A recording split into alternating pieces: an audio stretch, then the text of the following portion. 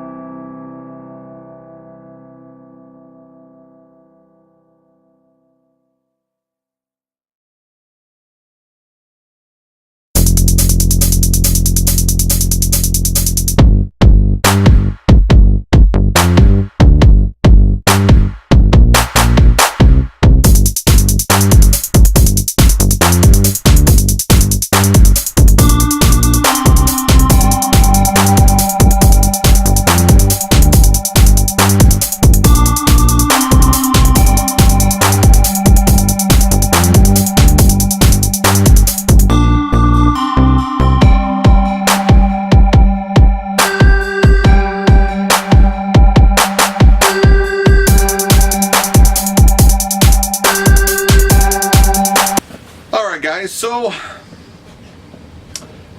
for a first time wood turner, I think I bit off a little more than I could chew with the project I decided to do. I showed you that popsicle stick blank in an earlier video. Well, the base part of it was pine, the top part was popsicle sticks with a bunch of Gorilla Glue. So anyway,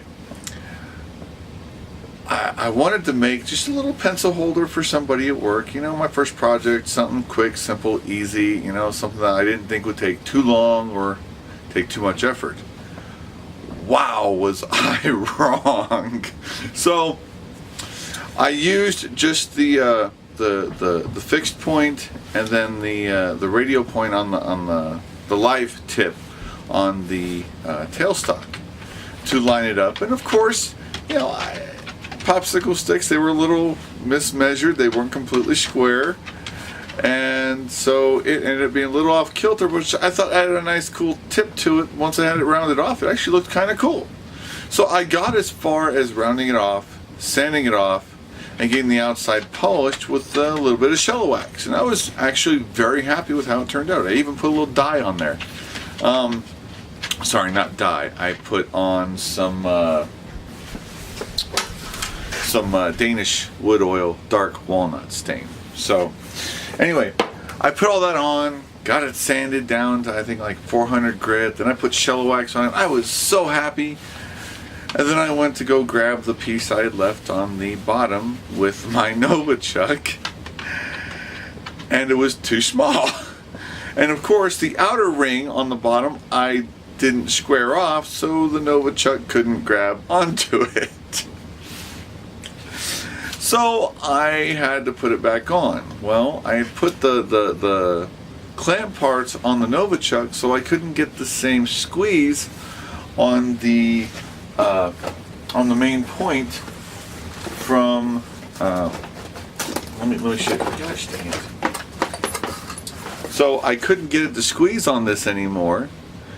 At least not to the point that it would grab onto the wood where it was. So I thought, okay, I'll just go ahead and I'll put the plate on it. I need to learn how to use it anyway. I put 4 screws after centering the plate, and well, when I did that, it was different than the alignment of this, and it actually trued it up to the original shape where the stuff was level instead of cantered. So now I have to round it again. But you live some, you learn some. So in the process of doing all that, I realized my tools were a little dull. So I went to Harbor Freight and just, you know, bought this little sander thing. It's got an adjustable bed right here, so I can turn it, get the right angle on my tools, and get a nice sharp tip again. And then, now I can get everything realigned. So I'm going to go ahead, I'm going to get this bad boy zoomed in for you. And we're going to get this thing trued up again. Sorry, pardon me, moving the camera around, trying to get a good shot for you. And this doesn't do me any good because you need to see it from the other side because the plate's in the way now. Okay, hopefully this will work. Somewhat. I wonder if I can get a higher angle for you guys. Turn that. Up, up, up, up, up, up, up, up. Tighten that. Come down. Ooh. I like that angle. Except for one thing. It's over my shoulder. Well, it's not over my shoulder, and it kind of needs to be.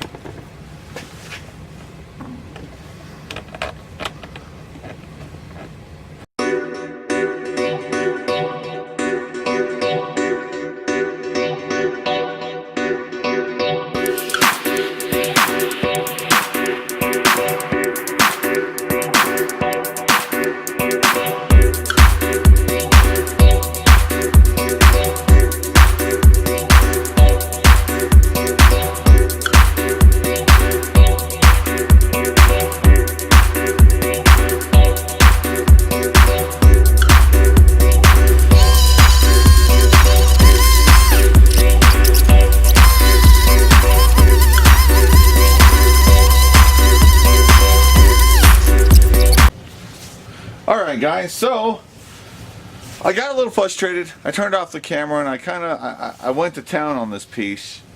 And by the time I realized where I was at, I realized I had passed some of the good points up. So let me review with you real quick. I went ahead and I stuck, two big bevels in this, one small bevel. I caved in the bottom instead of leaving it a tendril, but I did leave a little over 1/8 of an inch rim for the Novichok to grab a hold of. So I'll be doing that part next, flipping this bad boy around and putting it on the Novichok. I am going to get some CA glue real quick and fill in those gaps and wait for that to cure. But when you see me next, you'll see this flipped around and on the Novichok, ready to knock out the inside, sand it down, and finish it off. See you then. Alright guys, so a follow up on the popsicle stick blank. I turned a bunch of these into this. Now, this little bowl turned out a little better than I expected after the multiple screw ups. So a couple things, like I've said in a couple of videos so far, with this new aspect with the Snook Family Customs on the lathe work, it's a learning experience. Come to find out, when you're hollowing out a bowl, you don't want to use the bowl gouge. With the Novichok that I have, it still uses the dovetail pressure on the in or on the out. However, because of that, any major vibrations, if you don't use that big of a lip, it'll come off, or it'll vibrate the bottom till it breaks, and then it will come off. Which has happened to 2 bowls now that I've done, until I figured out how to hollow out the bowl without using the bowl gouge, because I thought that's what you used on the interior as well as the exterior.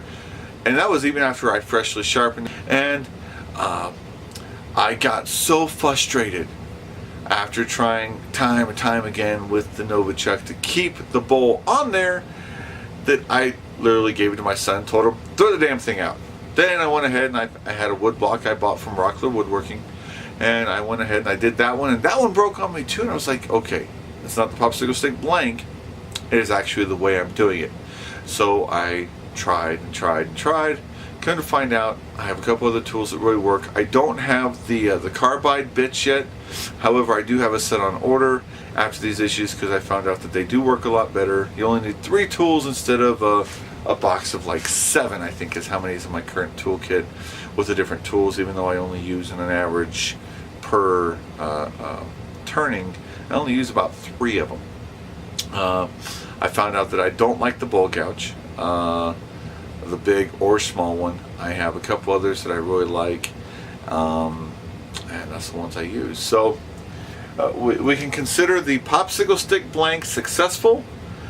Made a nice little bowl. I went ahead and I decorated the edge right there, give you a nice little rim on it. The popsicle sticks came through really well. Got a nice shine on it. Put some Shella wax on it. However, it's been handled so much.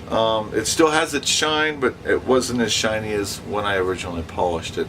So before I toss this up on my Etsy website, which I'll send a link down below for purchase, I will go ahead and give another polish on the lathe. So I do thank you for watching this video. Thank you for watching me as I learn and experience new things on the lathe.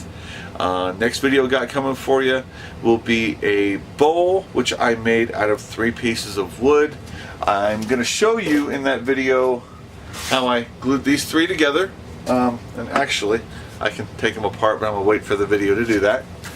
And then I'll have that all set up, and you guys get to watch me make a bowl out of it. My lathe is now screwed into the work surface. I've got all my tools organized, got some blanks. I'm going to go down to Rockler Woodworking and get some more 4-inch by 2-inch blanks. I also ordered some online. Spent about, I think I spent about 60 bucks on wood blanks. Some 4x4s by 3-inch, 4x4 by 2 inches. Just some really good basic bowl blanks. Give me something to do. I only have an 8-inch swing on this with a 12-inch depth. So I'm looking to do some pots coming up here soon.